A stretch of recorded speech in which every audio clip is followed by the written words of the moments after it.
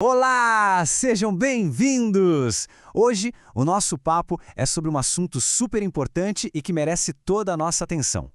Como a gente pode prevenir quedas de idosos dentro de casa? É um tema sério, eu sei, mas vamos ver que com algumas atitudes bem práticas dá para fazer uma diferença gigantesca. E para começar, eu quero trazer um número que, olha, é de arrepiar. 70%.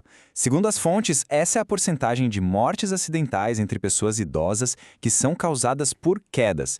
É um número que acende um alerta, né? Mostra o quanto é urgente a gente entender e agir para mudar essa realidade. O perigo é real e muitas vezes ele está ali escondido dentro de casa. E as consequências de uma queda vão muito, mas muito além do machucado inicial. Uma queda pode ser o começo de uma série de problemas, tanto físicos quanto emocionais. Olha só, isso aqui é o que a gente pode chamar de efeito dominó.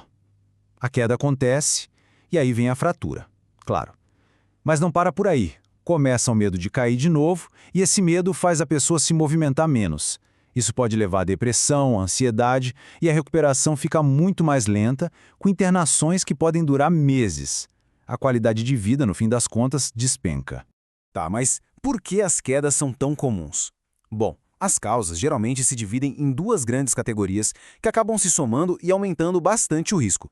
Pensa assim, de um lado, a gente tem os fatores que vêm de dentro, do nosso próprio corpo, sabe? São as mudanças naturais da idade, a pressão que sobe e desce, os reflexos que ficam mais lentos, a visão que já não é a mesma, os ossos mais frágeis. Do outro lado, temos os perigos do ambiente, a casa com pouca luz, aquele tapetinho solto, um fio no meio do caminho. É a combinação dessas duas coisas que cria o cenário perfeito para um acidente. Mas a ótima notícia é que o ambiente, esse a gente pode controlar. E é exatamente isso que a gente vai fazer agora. Vamos dar um passeio pela casa, cômodo por cômodo, para achar e consertar esses perigos. Vamos juntos transformar o lar num lugar muito mais seguro. E vamos começar, claro, pelas áreas de maior movimento, aqueles lugares por onde passamos o tempo todo, corredores e escadas. Essas mudanças aqui parecem simples, mas são fundamentais. As fitas antiderrapantes dão aquela firmeza no passo, sabe? Uma luz forte acaba com as sombras que podem esconder um obstáculo. Corrimãos dos dois lados são um apoio constante. E o principal, caminho livre é caminho seguro. E essa frase aqui resume uma ideia de ouro, uma regra fundamental da segurança. O degrau mais seguro é aquele que não existe. Sempre que der para trocar uma escada por uma rampa, o risco de queda diminui absurdamente. Continuando nosso tour, chegamos no quarto. Um lugar de descanso, mas que, acredite, também esconde perigos. Principalmente à noite, quando a gente levanta meio sonolento ou logo de manhã. O segredo para um quarto seguro é garantir que a transição para entrar e sair da cama seja tranquila. Pequenos ajustes na organização do quarto, como ter um abajur fácil de alcançar e o caminho até a porta sempre livre, podem evitar acidentes bem sérios. A altura ideal da cama, por exemplo, é aquela que permite sentar com os pés bem firmes no chão, sabe? Um colchão mais firme também ajuda a dar impulso para levantar. E o mais importante, ter tudo o que se precisa ali, ao alcance da mão, telefone, água, óculos, a luz, evita ter que ficar andando no escuro. Agora vamos para o cômodo que muitas vezes é visto como o mais perigoso da casa toda. E não é para menos, com tanta superfície molhada e escorregadia. Com alguns itens-chave, dá para transformar o banheiro num espaço muito mais protegido. A cadeira de banho, que está em destaque aqui, é um exemplo perfeito. Uma mudança simples, mas que dá uma estabilidade enorme no momento de maior vulnerabilidade. Então, o resumo da ópera aqui é: dar apoio e acabar com o que escorrega. Barras de apoio são essenciais.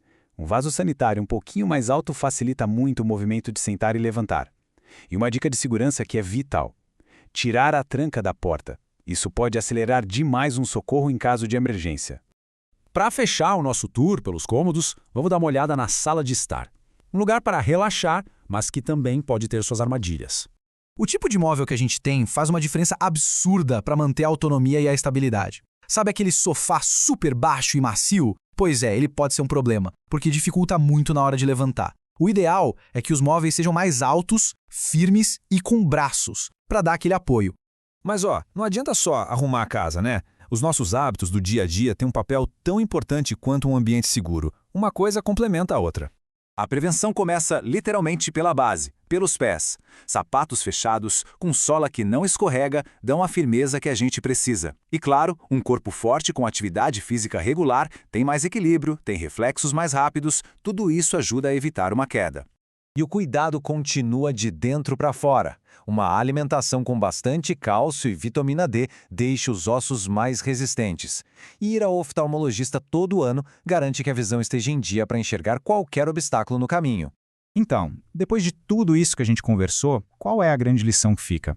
A mensagem principal é de que a gente tem, sim, o poder de mudar essa história. Não é sobre esperar o acidente acontecer, é sobre agir antes. Com pequenas mudanças, tanto no ambiente quanto nos hábitos, é totalmente possível prevenir acidentes sérios e, sem exagero, salvar vidas.